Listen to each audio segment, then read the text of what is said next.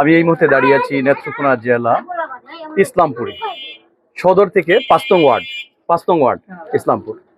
এখানে একটি প্রতিবেদন তৈরি হয়েছিল বৈশাখী টিভিতে। তারই প্রেক্ষিতে এই নেত্রকোনা ২ আসনের মহান জাতীয় সংসদের নবনির্বাচিত সংসদ সদস্য অধ্যাপক ডক্টর আনোয়ারুল হক, তিনি ওনার নজরে এসেছে এই সংবাদটি।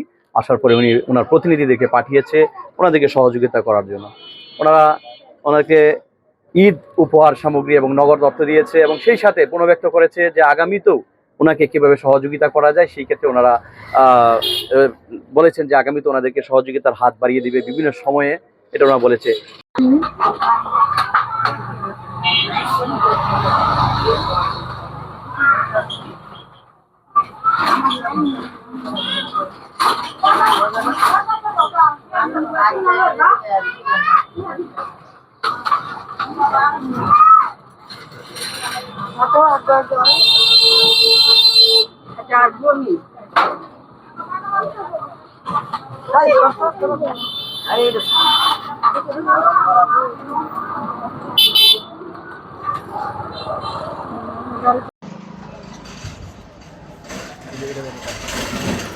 টাকাটা দিয়ে দেন।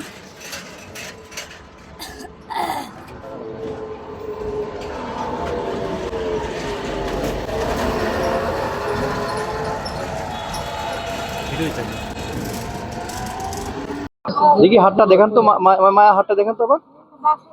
এই যে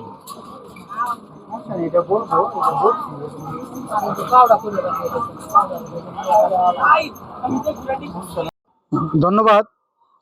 বৈশাখী টিভির একটি সংবাদ মাধ্যমে আমাদের নেত্রকোনা ২ সদর বারাট্টা আসনের নবনির্বাচিত এমপি মহোদয়, উনার নজর আসার পরপরই আজকে জনাব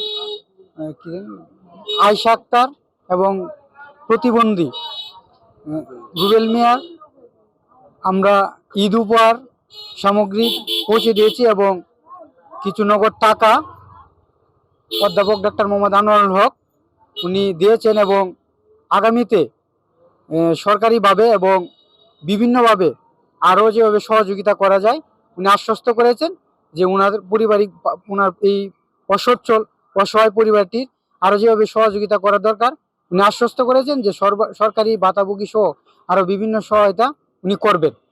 হ্যাঁ, এবং আরও উনি ধন্যবাদ জানিয়েছেন যে বৈশাখী টিভিকে, যে এরকম প্রান্তিক পর্যায়ে যে নিজের যে মানুষগুলা তাদের সহযোগিতার জন্য উনি করে যাবেন। আমি চাই, আমার জায়গা বাসা নাই, আমি চলতে পারি না,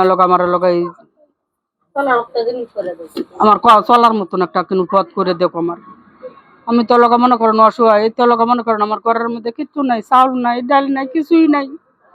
এই যে এইভাবে প্রতিবন্ধী নিয়ে আমি চলি, রান্না বাড়া কিছুই নাই।